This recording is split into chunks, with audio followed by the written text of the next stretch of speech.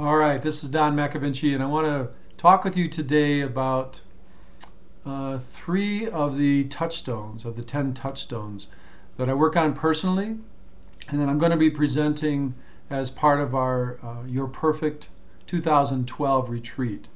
There's going to be 10 of them to work on in the retreat, but today I just want to talk about the first three because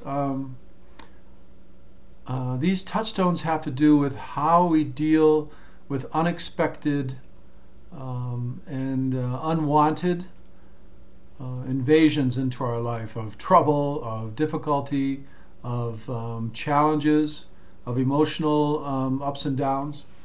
And the touchstones are designed specifically to help us to come back to our own center, our own sense of ourself, and our own ability to bring forward the very best capacities that we have as a person. I've worked long and hard on my own and with my own life to try to have these touchstones be very real for me, very active for me, and I can confess that right this moment in my life I have been rocked by a challenge that totally has come out of the blue and is bringing me to the point of really having to deal with coming back to these touchstones over and over again in order to help me get through this challenge. I absolutely believe that I'll make it through, and the other people who I love who are involved in it will make it through. And it's really hard sometimes, and I know it's really hard sometimes, and I know that in order to have what feels like a sense of perfection running through our lives, that we have to be able to deal with the unexpected. We have to take responsibility for how we approach those parts of our lives that show up and they aren't welcome at the door, as Rumi says in his poem, where Rumi encourages us to greet these unwanted emotions, these unwanted states at the door, and welcome them into our parlor and sit down with them and have tea and coffee and realize how very, very human our reactions are, how very predictable these unexpected turns in our lives can be, and how incredibly human it is to take them on as a challenge and to be really present with them, loving ourselves all the way through it. It's so hard, and I know it's so hard. I've had my challenges in my life, and right now I'm in the thick of one. And it's perfect for the retreat coming up, the Your Perfect 2012 retreat that's coming up January 7th and 8th. And it's perfect for me as a person to be looking at this challenge and to really kind of take it on in a way that's loving and kind in the face of really what feels like the opposite of that in many ways. So I'm going to talk to you about these three touchstones, and they've come so strongly into my mind right now that it's a very prescient moment for me, if you know that word, prescient. So here are the three touchstones in dealing with the unexpected in life. The first one is to be kind, to stay with that sense of kindness in dealing with the people who bring those unexpected moments, in how we present an unexpected turn that we may want to take in our lives, but we know is going to greatly affect other people, to hold the people that we love, the people that we're working with, in kindness. That approach, that first touchstone, to be kind, will guide us through these unexpected and difficult moments if we'll let it. So that's one of the things I really want you to consider in creating a perfect 2012, that maybe the best year ever in your life, that being kind as a touchstone, as a format for how you approach your life, can be one of the most powerful guiding principles for you. So consider that. The second touchstone I want to say is to forgive. And I know it's hard to forgive. I know it's hard when our world gets rocked with life-changing situations that other people bring to us, or that we may bring into our situations, things like divorce or affairs or shifts in relationships,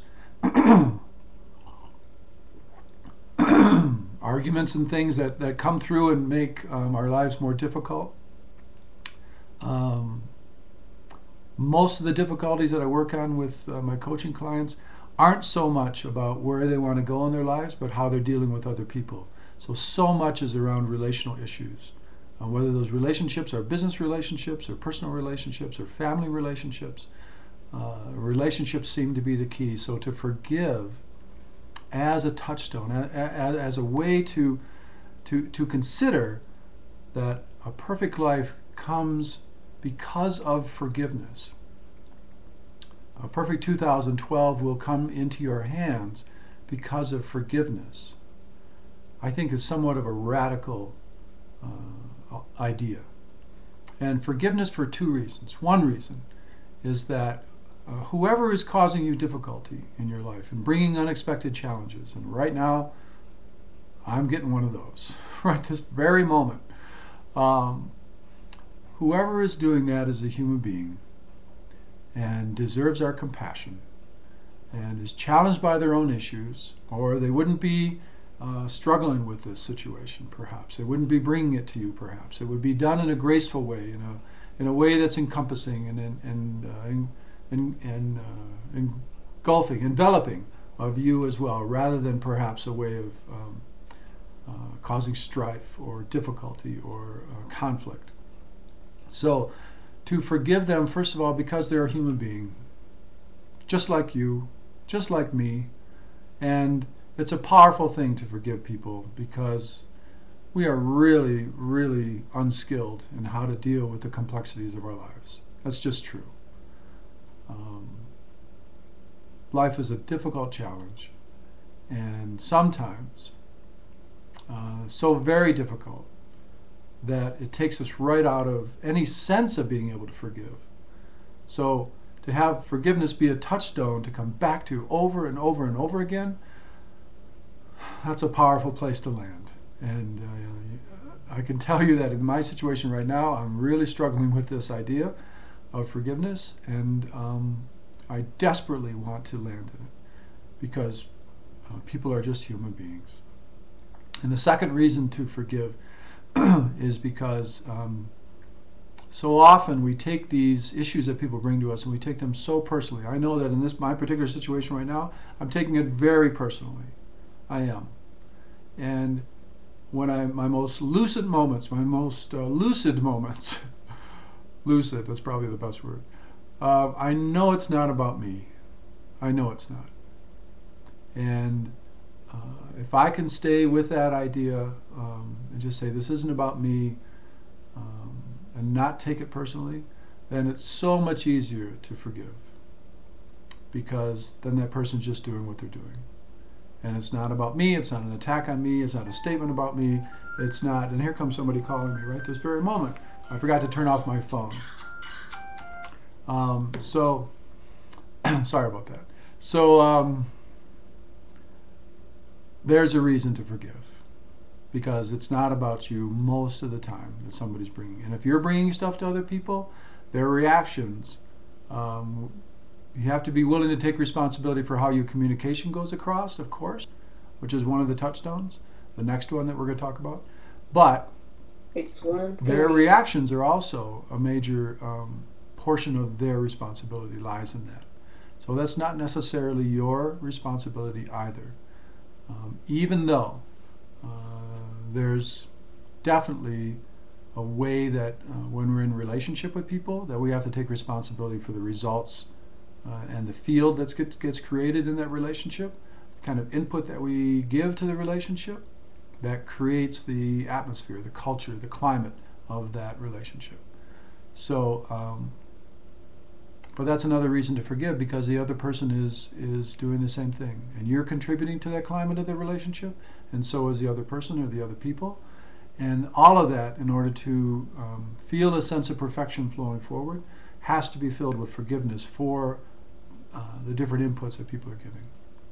So that's the second touchstone. The second touchstone is forgive. To forgive, forgive, forgive. I think in the Bible, someone asked Jesus in the Bible story, how many times shall we forgive? The old teachings say 7 times. And Jesus' reply in the story was 7 times 70 times, which means infinitely to forgive. That's a lot.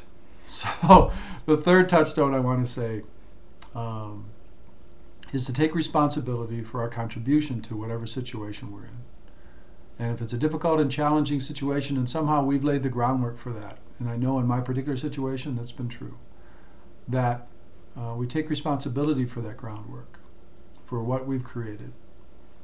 And we take responsibility for being flexible and for changing it, for trying to make it work in a mutual sort of way between us and the person that we love, between us and the business situation, whatever the situation is, that we try to make it work from a sense of responsibility, that we contributed to it somehow too.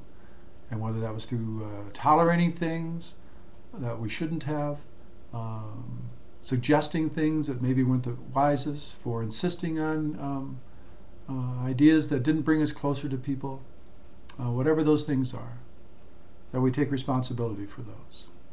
And we move into a place of responsibility and ownership and move out of blame. So I say claim, don't blame. Own your own stuff. And don't pile it up on another person. So those are the 3 touchstones I want to share with you today. They'll help you if you focus on them, to be kind, to forgive, and to claim, not blame. Those 3 will help you move into the sense of having the possibility, the potential of 2012 being a year where you experience perfection over and over again, where you have those moments where you say, wow, that was perfect, how that turned out. And you have that feeling over and over and over again. And in our retreat coming up, January 7th and 8th, Your Perfect 2012 retreat, we're going to be focusing on that feeling, that sense of that we have when we're the most lucid, we're the most in touch with our capacity for experiencing those moments where we say, wow, that was a perfect moment. Because they happen to us all the time. And we tend to think that they're sort of out of the ordinary, remarkable things that happen accidentally. But I don't think so. I think what actually is true is that we can lay the groundwork, we can create the field for that perfection to rise over and over and over again throughout the year. And that's what we're going to be doing in the retreat. So if you've been thinking about coming to the retreat, if you are wondering whether it's the best thing for you to do, if it's been in your mind and you've been contemplating it, then come. Because all of that contemplation, all that thinking, that means that there's a part of you that's pulling you into this retreat and not letting you go, not letting the idea go. So I really want you to consider to come. I really want you actually to decide to come, because it's coming up in just a week, and it's going to be great. It's going to be phenomenal, actually, because the depth and the meaning that you're going to be able to create on the retreat and then for the rest of the year is going to be very, very powerful. So come join us. Look forward to seeing you, and I hope that these 3 touchstones were helpful to you. There'll be 7 more that we'll be covering on the retreat, plus a whole bunch of other ideas that I think you'll find very, very powerful. Thanks so much. Bye-bye.